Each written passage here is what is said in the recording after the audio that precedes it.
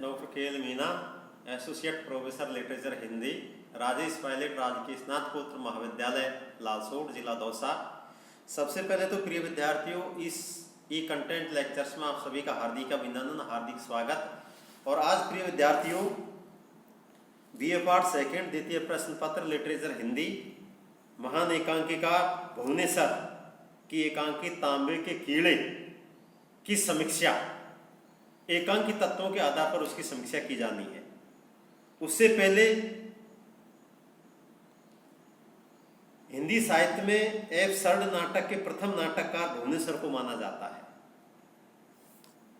Absurd नाटक के प्रथम नाटककार भुवनेश्वर को माना जाता है।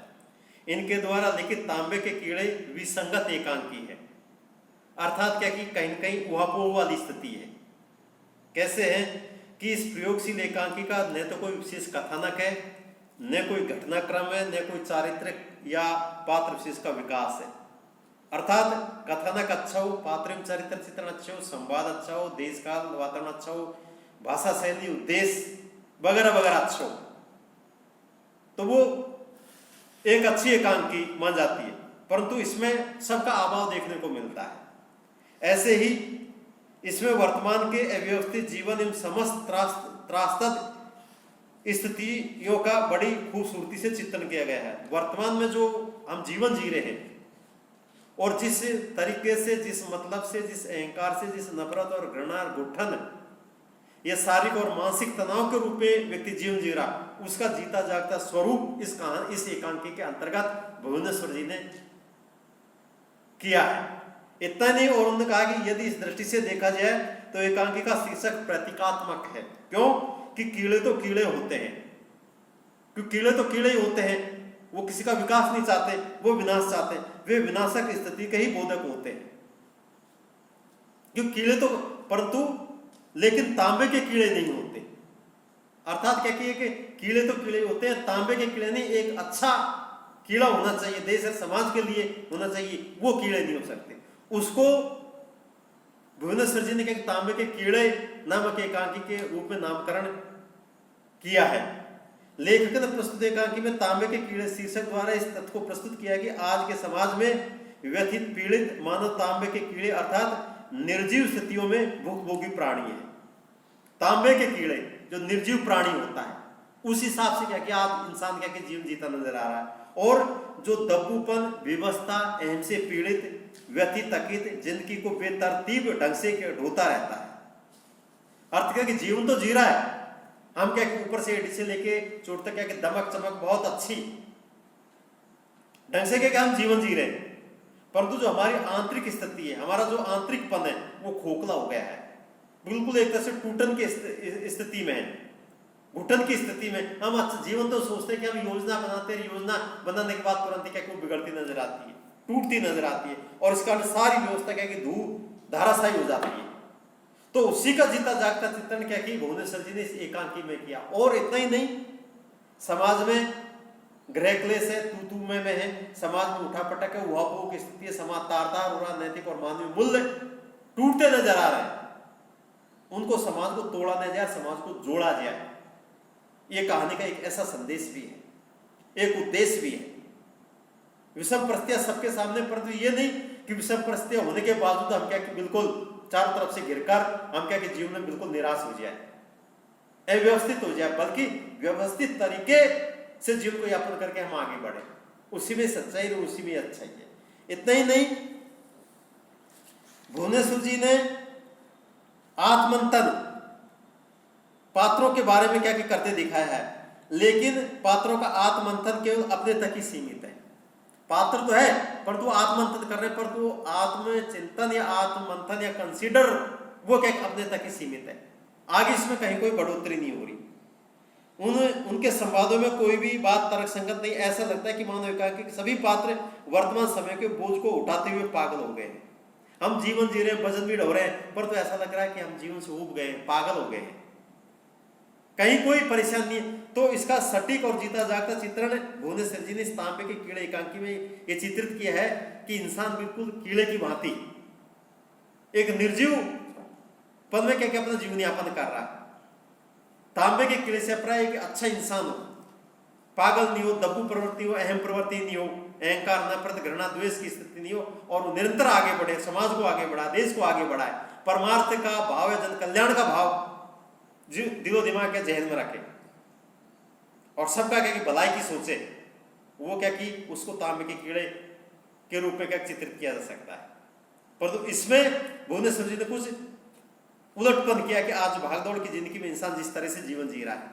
तो आइए प्रिय विद्यार्थियों, ज्यादा समय नहीं लेकर जो एकांकी तत्व है, जैसे कहानी में 6 तत्व होते हैं, इसमें क्या कि 8 तत्व होते हैं एकांकी में। 3 तत्व संकलन त्रय है,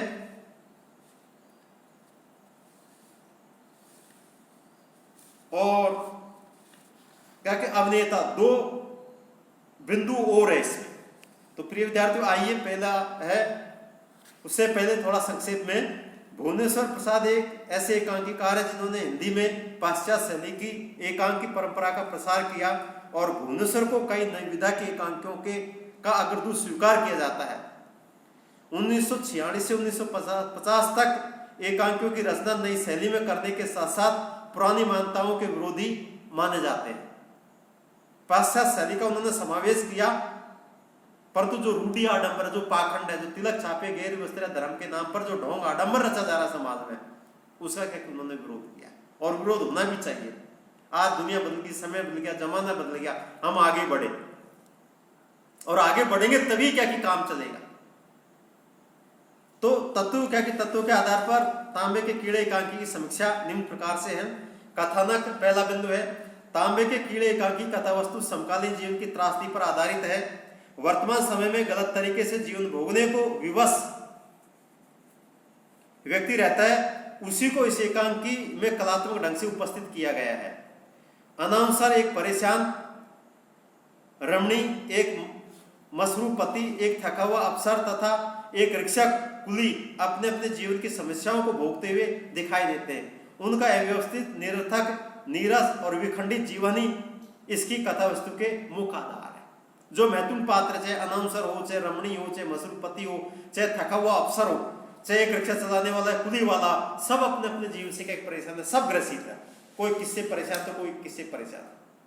तो कथानक में क्या किए, संक्षेप में चित्रित किया गया। अगला दूसरा बिंदु है पात्र चरित्र चित्रण।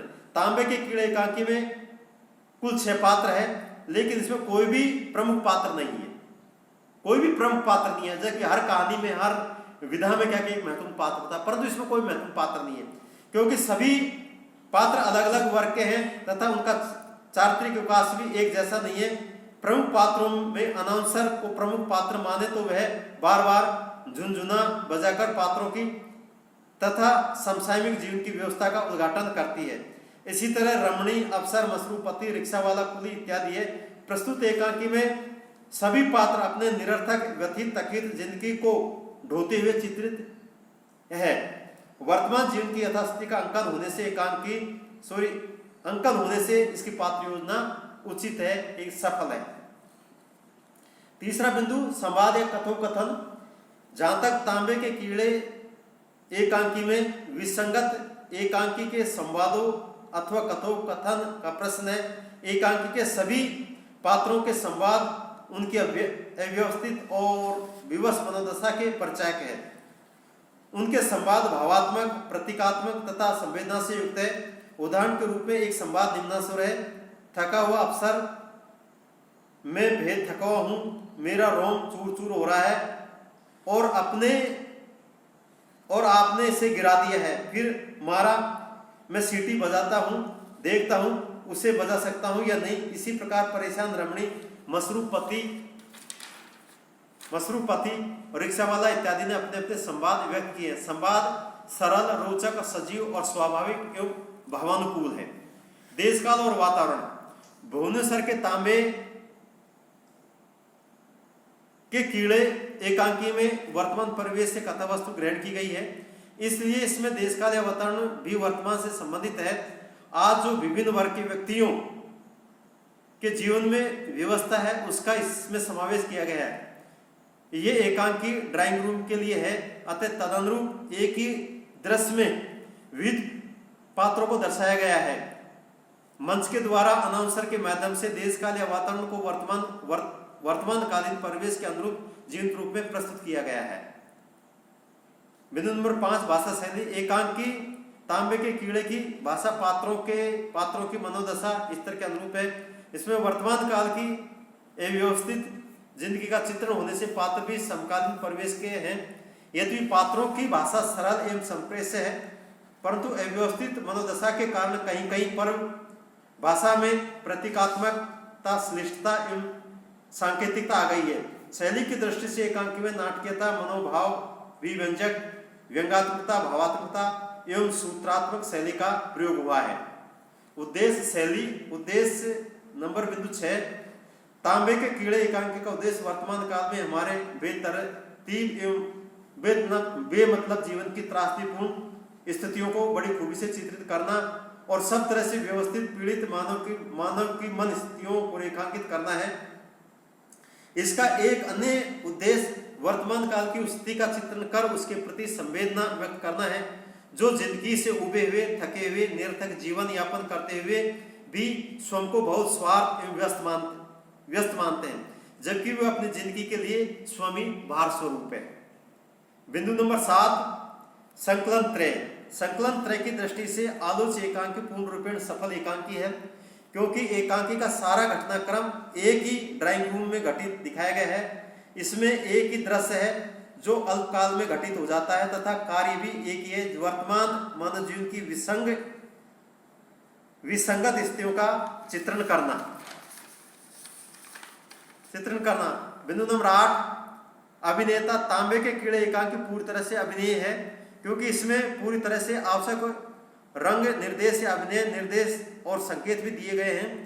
इसके संवाद कई स्थलों पर कुछ लंबे और अटपटे फिर भी सहजता के साथ रंगमंच पर प्रस्तुत किए जा सकते हैं। निष्कर्ष रूप में संक्षेप में कहा जा सकता है कि एकांकी तत्वों की दृष्टि से तांबे के कीड़े एकांकी पूर्ण रूपेण सफल एकांकी है। अर्थात वर्तमान में जो कुछ घटित हो रहा है, समाज में जो कुछ वहां की स्थिति है, देश में कुछ हो रहा है, उसका सटीक चित्रण, उसका एक सजीव चित्रण महान एकांकीकार भुवनेश्वर जी ने इस तांबे के कीड़े एकांकी में किया है। थैंक्स प्रिय विद्यार्थियों।